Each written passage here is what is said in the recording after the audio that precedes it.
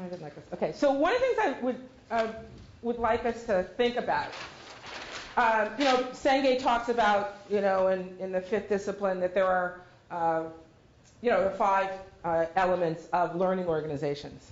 How many, Senge, we're here in a business school, right? Everybody nod their head that they've at least heard of them, right? And one of, I think, his key orientations is like, what's the mental model? Like, what's the framework that we approach any particular concept? So what I want us to think about is, so we hold some myths or stereotypes, truths, assumptions, perceptions about everything that we interact with. So what I want us to spend a little bit of time on is, for you, what are some mental models around the social sector? So it's almost like free association. When I say non-for-profit organization, what do you think about? Sure. Underfunded, right, okay. Right, underfunded. What else? Understaffed, right. Right. Mission driven, right. What else? Inefficient. Okay, inefficient. What else? Non-analytical. Okay. Personality driven. Complicated. Right. Okay, they're personality driven. Worthwhile. There was one before that. Complicated, right. What else? Come on, you got them. You have more than this. What else? Either out of your experience. Passionate. Right. Okay, really passionate. What else? Faith-based. Essential. Resistant to change.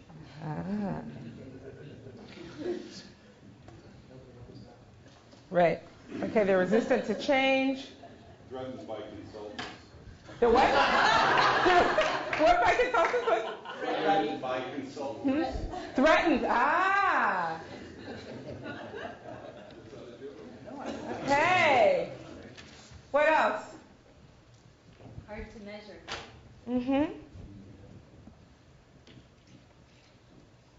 Can I add, you mean hard to measure impact? Yep.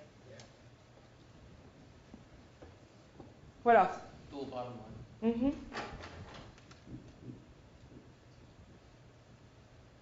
Could you explain what that means? The notion of that social sector organizations not only have to deal with, the profit bottom, like being sustainable, but they're mission driven. So it's not just in the private sector, you're driven only by, your ROI on, within the organization. But for social sector organizations, it's really about that we are mission oriented, but we also have to pay attention to profit and revenue.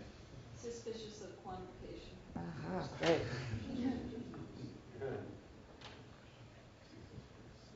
Misunderstood.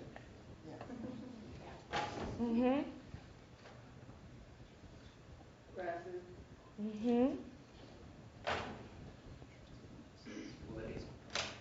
Right. Others? Resourceful? Resource limited. Resource constrained, right. I think they have a really hard time managing all their resources because they come in pieces, like lots of part-time volunteers or lots of small scale. It's like a fractured resource base. Okay, so they're challenged by management, right?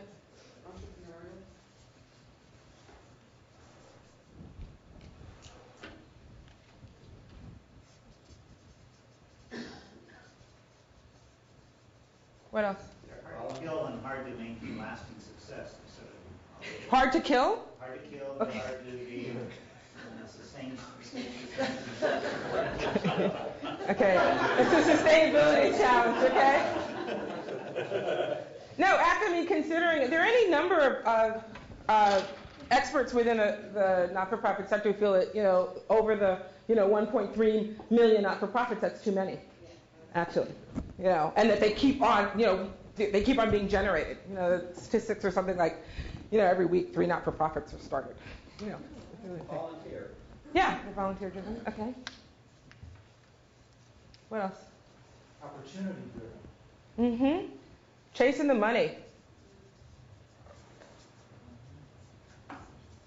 It's what we call mission drift. Oftentimes you're going to find clients that are like, oh, we got to run after that, our request for proposal, oh, we got to run over here to do this.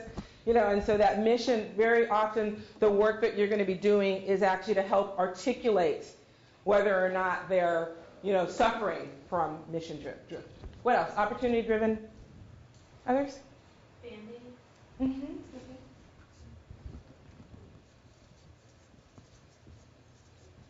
Okay. Others? Devoted people. Yeah.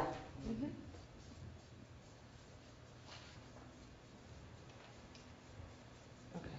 Difficult to maintain discipline.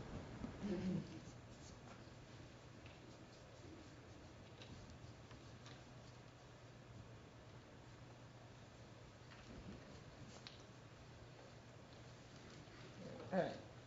So if you think about, they're underfunded, they're understaffed, they're mission-driven, inefficient, non-analytical, personality-driven, worthwhile, complicated, passionate, faith-based, essential, resistant to change, threatened by consultants, it's hard to measure impact, there's a dual bottom line, suspicious of quantitative, misunderstood, grassroots, political, resourceful, resource-constrained, challenged by management, entrepreneurial, hard to kill, hard to sustain, volunteer, opportunity-driven, Band-Aid, devoted people, difficult to maintain discipline. So, how many of these are positive? Some, but no, they're mission-driven. Okay, 1, 2, 3, 4, 5, okay, 6, so maybe 7 out of maybe 20, 35. The reason I do that, and we could actually do this about what do you think the mental models are for not-for-profits about consultants. All right? But the reason I do this is because think about this. This is in the back of your mind some way or another, whether you believe it or not, whether you've experienced it, whether you've been, heard about it. So we have to reveal these because this impacts the way that we engage a client. The assumptions that we bring to our engagements. You're volunteering. So obviously you believe in contributing to help transform communities. But what's critical is that we understand that this is operating in our minds. And that there are also mental models that are operating on their side, being social sector organizations about how they view, oh my God, you business people. Business people from Stanford. And what assumptions they have, what level of, if not distrust, then at least a little discomfort, possibly, with you as experts in your particular fields and what you bring. Another thing that's really important to recognize is that you are, no matter what the entry point is, whether a board member has brought you in, whether an executive director has brought you in, that very, very often it's like, the consulting team, the act consulting team, is perceived as you are the expert who's going to help, might be fix or at least address, if not reveal, a particular challenge within the organization. And that there's a particular responsibility in that. So I think that often the challenges that you have as being project members is related to building that relationship and having the organization articulate why you're coming in is of value to the organization.